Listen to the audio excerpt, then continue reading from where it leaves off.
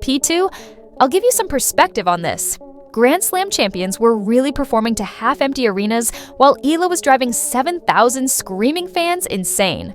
After examining their whole lineup of previous world number ones and superstars, the event director said, "You know what? Our main attraction is this Filipino who is 20 years old." The scheduling system for tennis was totally upended by that choice. Chaos broke out as those tickets fell, and it was over in a matter of minutes. For what should have been a calm Tuesday afternoon contest, scalpers began to show up. The throngs outside the player entrance were becoming unmanageable, so security had to call for assistance. This was like seeing the unfolding of a separate world, in a sport where early rounds often include dispersed clapping and people looking at their phones. The Filipino population in Qatar organized as if they were getting ready for battle. Social media took off. Local organizations were energized. Fan groups organized. Ticket sales were not being driven by a sponsored promotion or corporate marketing. Strategy. People who had been waiting their whole lives for someone to represent them on this platform were demonstrating their unadulterated grassroots zeal.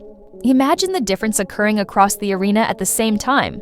Aryna Sabalenka, the #1 ranked venue with several significant victories, sold out to perhaps 30 or 40% of its capacity. Whole parts of Egaswak's early matches were vacant. Theoretically, these players ought to dominate whatever competition they participate in. Rather, they are fighting for little attention while this young player, who has never even won a WTA championship, is the center of attention. If you're one of those seasoned champs, it must be causing you mental distress. After dominating Roland Garros, winning Wimbledon, and reaching the pinnacle of the sport, something occurs. In a single afternoon, a player who is not in the top 100 produces more electricity than you have produced over the whole season. That truth has a harsh psychological effect. However, this is what Eala discovered that no one else has. Success in tennis now involves more than simply backhands and serve velocity. It's about standing for something greater than personal success.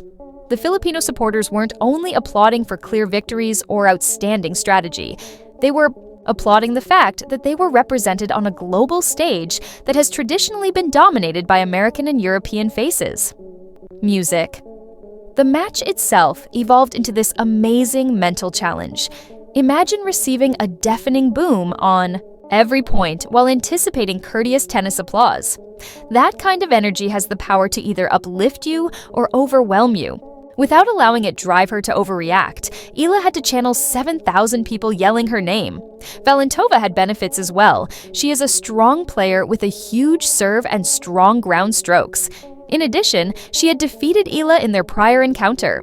The Czech player had a stronger head-to-head record, and Eala had statistically suffered against that type of play. This should have been easy for Valentova on paper. Eala, on the other hand, demonstrated her mental growth. That burden may have shattered her 2 years ago. She used the enthusiasm of the audience as fuel this time. She used the defensive techniques she learned at the Rafa Nadal Academy. Until the Czech player's patience gave out, she began prolonging rallies and forcing Valentova to smash additional balls. In the second set, there was a single point that instantly went viral. Eala was almost in the doubles alley after being dragged so far wide on her backhand side. After sprinting and sliding over the hard court, she managed to flick a passing shot down the line that precisely caught the corner. The ensuing boom was so loud that it was picked up by nearby seismographs. That isn't overstating things. Scientific? Equipment was really being measured by the noise. Eala took the microphone after winning and began addressing the audience in Tagalog. The place became completely crazy. She appreciated the foreign workers who paid hard-earned money for tickets, thanked them for making her feel welcome, and forged an emotional bond that went beyond the tennis event itself. This connection between the player and the community is what makes sports more than just amusement. Sabalenka, meanwhile, is most likely lying in her hotel room wondering how she ended up being forgotten at a music event where she is a real contender for the championship. She has won several Grand Slam titles, accomplished all the sport has to offer, and peaked at the top of the rankings. Nevertheless, the organizers put all of their promotional effort into supporting a competitor who has never taken home a WTA title. However, the directors of the competition made the proper commercial decision. In Qatar, Eala sells tickets. Sabalenka doesn't, at least not as intensely. The Filipino expatriate community is very passionate and turns up in large numbers. Other audiences either don't come with the same vigor, or there aren't enough performers to generate that vibe. This reveals a huge blind hole in the WTA's athlete marketing strategy. Grand Slam numbers and rankings have traditionally been used by the circuit to decide its promotional priorities. However, such conventional measures totally overlook demographic support and cultural linkage. Despite being rated lower than Sabalenka in Qatar, Eala is much more valuable from a commercial standpoint. Tournament directors from all around the world are looking at these figures and recognizing that their scheduling strategy has become outdated.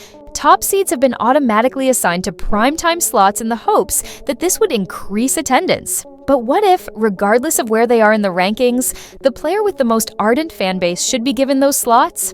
This also highlights Southeast Asian markets' enormous unrealized potential. The WTA has pursued China for years with varying degrees of success. However, the Philippines stands for something else, a market that is solely motivated by emotional investment. The secret to releasing such potential is Eala.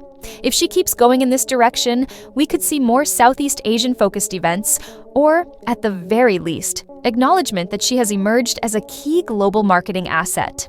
This may look like a one-time novelty or cultural curiosity to viewers from other continents, but it's really revealing a fundamental change in tennis demography. For decades, the infrastructure, media attention, and sponsorship funds have been controlled by American and European music acts. Everything moves in the direction of those well-established markets. However, since they lacked a champion to rally behind, people in places like the Philippines, who have enormous tennis fan bases, have been totally disregarded. They now do music, and they're demonstrating that they can create environments and economic effects that are comparable to those seen in conventional tennis hotspots. That fact ought to be a major concern for well-known celebrities who have grown used to thinking their jobs are safe. Because Eala simply showed that when it comes to packing stadiums, emotional connection is more important than professional achievements.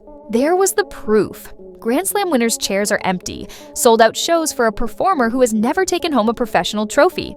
Eala is under a lot of strain going ahead in a totally new manner, now that they can't risk placing her on outdoor courts or burying her in morning sessions. Tournament organizers must carefully plan her bouts.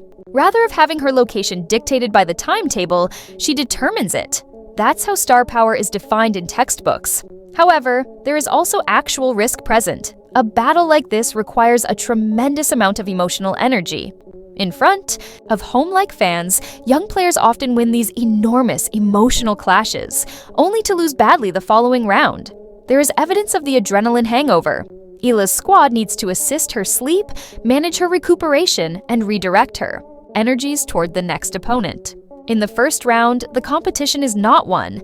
Even with the electrifying audience support, she still has to perform tennis basics against more challenging opponents. The true difficulty as the week goes on is controlling expectations while keeping that competitive advantage.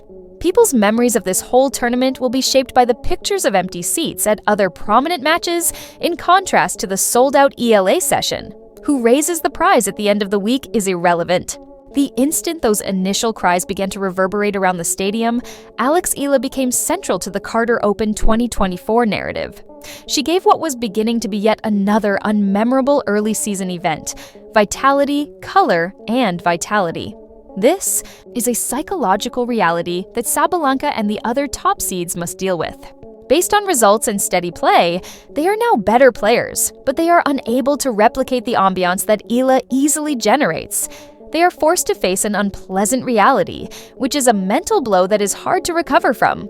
You're not necessarily the most significant or captivating athlete just because you're the best. Relevance and excellence are not necessarily synonymous. Tennis officials really need to comprehend what the Filipino fans demonstrate. Professional sports thrive because of their fervent, highly involved fan bases. Even if you have the greatest talented musicians in history, the sport will eventually perish if no one is motivated to participate. Better coaching cannot develop or teach Eala what she already has, because there are Filipino communities in almost every major city in the globe. She has an already existing global following that follows her wherever.